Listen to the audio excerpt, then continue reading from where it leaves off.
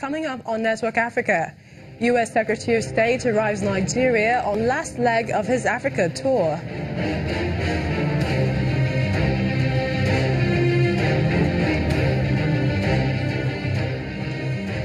Nine civilians killed, others injured in a case of mistaken identity by Ethiopian soldiers.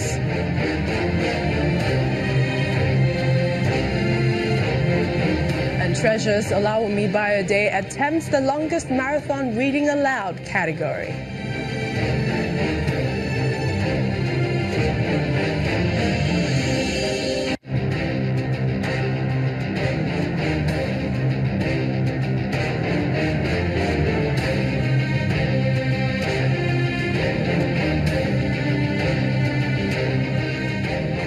Joining us on the program, I am Millicent Walker.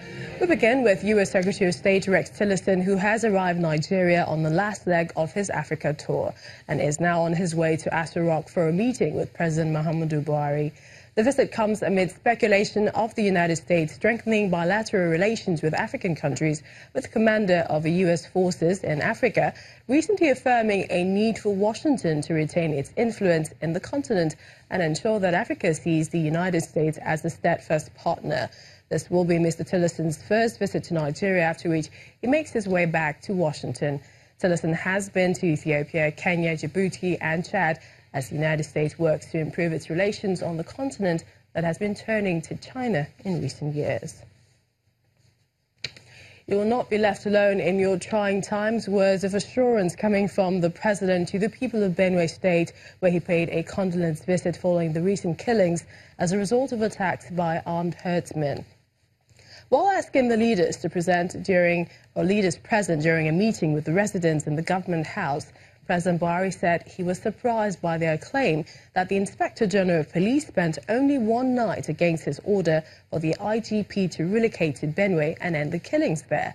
The president said he is doing and will continue to do his best on the basis of intelligence reports available to him and would not deliberately ignore security threats to Benue or any other part of the country. President Buhari, who has flown back to Abuja, was earlier scheduled to visit the traditional ruler, Tortiv, Professor James Ayase, meet the stakeholders and leave for the exercise cat race camp and then meet IDPs in Bajimba, the Guma local government headquarters. But all that has been cancelled. Last week, the president visited Taraba State and will be visiting Nasarawa, Yobe and River States as part of his scheduled visit to crisis-ridden states across the country. And Ethiopian soldiers have reportedly killed 9 civilians and injured 12 after mistaking them for rebels near a town along the country's border with Kenya. The soldiers were deployed to the area in pursuit of Oromo Liberation Front fighters, a secessionist group that the government branded terrorists. According to reports, several soldiers have been suspended and are under investigation.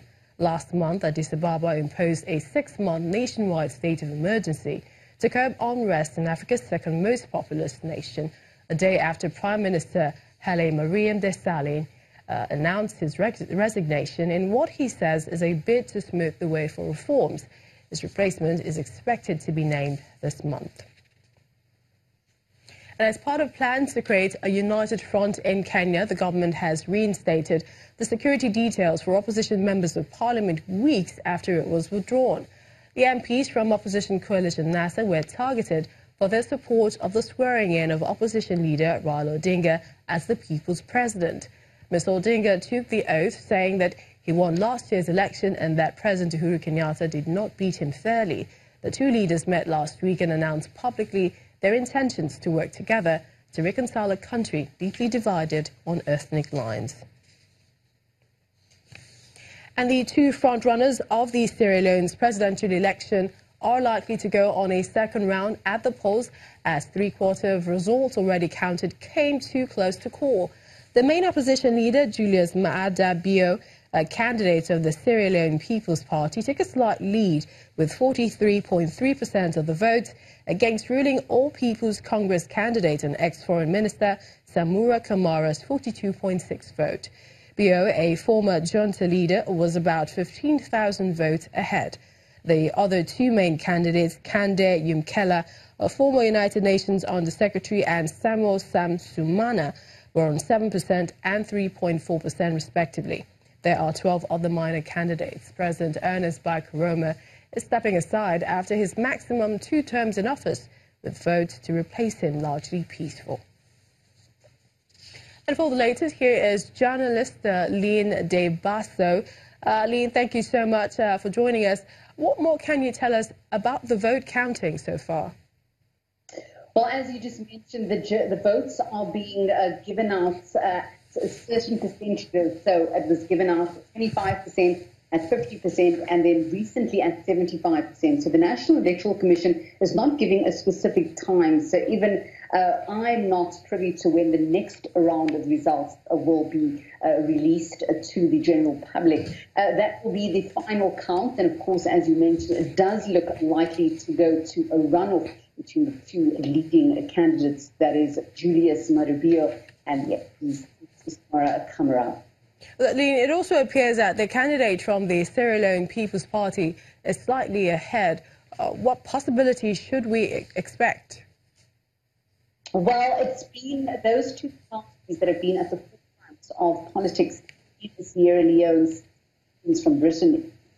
Many Sierra Leoneans from the diaspora had hoped that a third party would throw the cat among the pigeons, so to speak, but it looks like a runoff is likely between those 2 leading parties. Julius Madubio would come in after, if he were to take the presidency, he would come in after 10 years on the APC. It's very close to call at this moment. Both parties very, very popular. As you mentioned, only 15,000 votes between them for the moment at 75% of the vote count. We also hear that chairman of the NEC, that is Mohamed Conte, said that the Public Electoral Act 2012 allows for, to take any necessary steps in examining the results, which could also mean recounting ballot papers in affected polling stations. What are you hearing about that?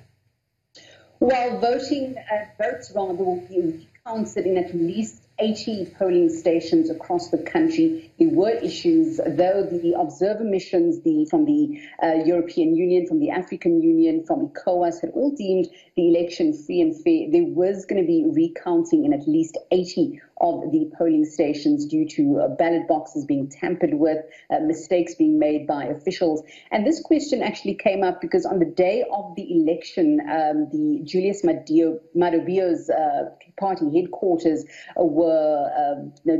police descended on his party headquarters, saying that there was some kind of manipulation of results, some kind of hacking. And the question was posed to the National Electoral Commission at a press conference at the end of last week, asking, is their system able to be hacked? And they said, absolutely not. It's not a live system, so it's not live all the time. It's only when they need to put information into the system that the system becomes live. So they've said that it's not able to be hacked at all, and we're waiting now for those results to come in as they make them official. All right, finally, Leone, the elections so far have been peaceful, a triumph for the country. Have there been any other challenge whatsoever?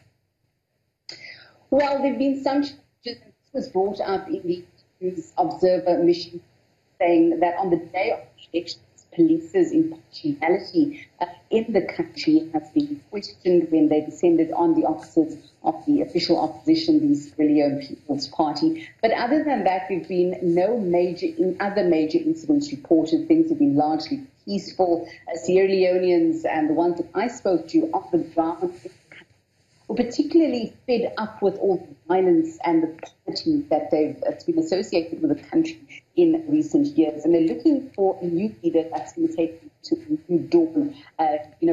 Great jobs for the young people, 70% unemployment for the youth, and they're looking at ways to kickstart the economy and create a better life for all Sierra Leoneans.